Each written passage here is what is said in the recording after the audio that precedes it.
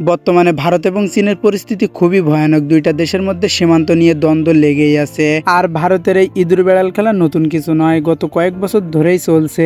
এমনকি ভারতের অরুণাচলের অঞ্জরাজ্যের 60 কিলোমিটার এলাকা জুড়ে ইতিমধ্যে চীন সরকার দখল করে নিয়েছে, যে কারণে ভারত এবং চীনের পরিস্থিতি আরো ভয়ানক হয়ে দাঁড়িয়েছে। হঠাৎ করে দেখা গেল ভারত এবং চীনের মধ্যে যুদ্ধ শুরু হয়ে গেছে। এখন আমাদের সবার একটাই প্রশ্ন, ভারত এবং চীনের মধ্যে সবথেকে শক্তিশালী দেশ কোনটি? এমনকি ভারত এবং চীনের মধ্যে যুদ্ধ বেঁধে গেলে কি হবে? 1962 সালে ভারত চীনের সাথে যুদ্ধ করছিল এবং তখনও ভারত চীনের কাছে পরাজিত হয়েছিল। তখন চীন সরকার ভারতে কাশ্মীরের লাদাখ সংলগ্ন আকসাই চীন নামক এলাকা দখল করে নিয়েছিল।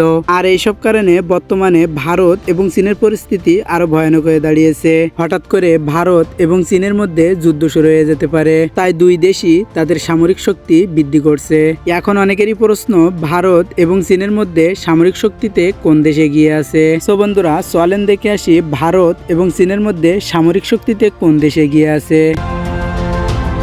বন্ধুরা, আমরা যদি চীনের কথা বলি তাহলে চীন 2024 সালে গ্লোবাল ফায়ার পাওয়ারের র্যাঙ্কিং অনুযায়ী পৃথিবীর 3য় নাম্বার অন্যতম শক্তিশালী দেশ এবং 2024 সালে এসে চীনের সামরিক বাজেট 231.4 বিলিয়ন US ডলার, যেটা পৃথিবীর 2য় সর্বোচ্চ সামরিক বাজেট। পৃথিবীতে সবথেকে বেশি সামরিক খাতে ব্যয় করে থাকে মার্কিন যুক্তরাষ্ট্র এবং তারপরেই 2য় স্থানে সবথেকে বেশি ব্যয় করে থাকে চীন সরকার। সামরিক র্যাঙ্কিং অনুযায়ী 2024 সালে চীনের সেনাবাহিনী পৃথিবীর 1 নম্বর বৃহত্তম সেনাবাহিনী। বর্তমানে চীনের হাতে টোটাল অ্যাক্টিভ সৈন্য রয়েছে 21,23,000 এবং রিজার্ভ সৈন্য রয়েছে 5,10,000 এবং আরো প্যারামিলিটারি বাহিনী রয়েছে 6,25,000। সর্বমোট চীনের হাতে 32,58,000 সেনা সদস্য রয়েছে।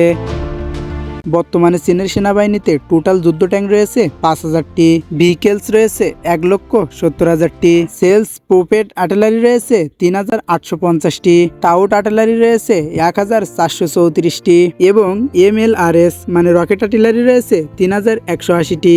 এগুলো হলো চীনের সেনাবাহিনীর সামরিক শক্তি। বন্ধুরা, এখন আপনাদেরকে দেখাবো চীনের বিমান বাহিনীতে কি কি অস্ত্র আছে। চীনের বিমান বাহিনীতে টোটাল যুদ্ধ বিমান রয়েছে 3,360টি, ফাইটার জেট রয়েছে 1,207টি, অ্যাটাক টাইপ রয়েছে 371টি, ট্রান্সপোর্ট বা ফিক্সড উইং রয়েছে 289টি। এছাড়া ট্রেনার যুদ্ধ বিমান রয়েছে 402টি, স্পেশাল মিশন এয়ারক্রাফট রয়েছে 112টি, ট্যাঙ্কার ফিল্ড রয়েছে 10টি, হেলিকপ্টার রয়েছে 913টি এবং অ্যাটাক হেলিকপ্টার রয়েছে 281টি। সব মিলিয়ে বলা যায় যে চীনের বিমান বাহিনী পৃথিবীর অন্যতম শক্তিশালী একটা বিমান বাহিনী।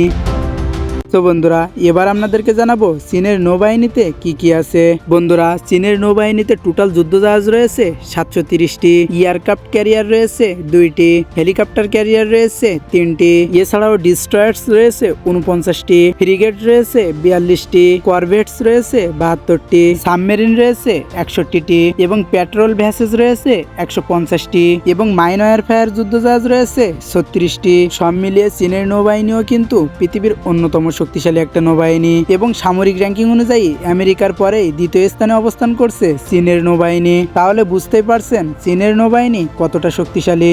তো বন্ধুরা, এবার আপনাদেরকে জানাবো ভারতের সামরিক শক্তিতে কি কি আছে। গ্লোবাল ফায়ার পাওয়ারের র্যাঙ্কিং অনুযায়ী 2024 সালে পৃথিবীর 4র্থ নম্বর শক্তিশালী দেশ হলো ভারত এবং 2024 সালে এসে ভারতের সামরিক বাজেট 6.22 লক্ষ কোটি টাকা, যেটা পৃথিবীর 4র্থ নম্বর সামরিক বাজেট এবং 2024 সালে এসে ভারতের সেনাবাহিনীতে টোটাল অ্যাক্টিভ সৈন্য রয়েছে 14,55,550 জন এবং ভারতের হাতে রিজার্ভ সৈন্য রয়েছে 11,50,000 জন। ভারতের হাতে প্যারামিলিটারি বাহিনী রয়েছে 25,27,000 জন। সব মিলিয়ে ভারতীয় সেনাবাহিনীতে টোটাল সেনাবাহিনী রয়েছে 51,32,550 জন।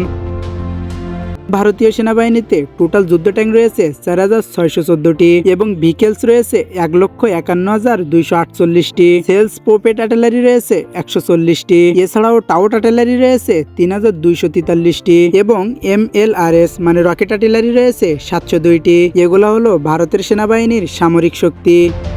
বন্ধুরা এখন আপনাদেরকে জানাবো ভারতের বিমান বাহিনীতে কি কি আছে। ভারতীয় বিমান বাহিনীতে টোটাল এয়ারক্রাফট রয়েছে 2296টি, ফাইটার জেট রয়েছে 606টি, অ্যাটাক টাইপ যুদ্ধ বিমান রয়েছে 130টি, ট্রান্সপোর্ট বা ফিক্সড উইং রয়েছে 264টি, এছাড়াও ট্রেনার যুদ্ধ বিমান রয়েছে 351টি, স্পেশাল মিশন যুদ্ধ বিমান রয়েছে 70টি, ট্যাঙ্কার ফিল্ড যুদ্ধ বিমান রয়েছে 6টি এবং হেলিকপ্টার রয়েছে 889টি এবং অ্যাটাক হেলিকপ্টার রয়েছে 40টি। সব মিলিয়ে ভারতের বিমান বাহিনীও পৃথিবীর অন্যতম শক্তিশালী একটা বিমান বাহিনী।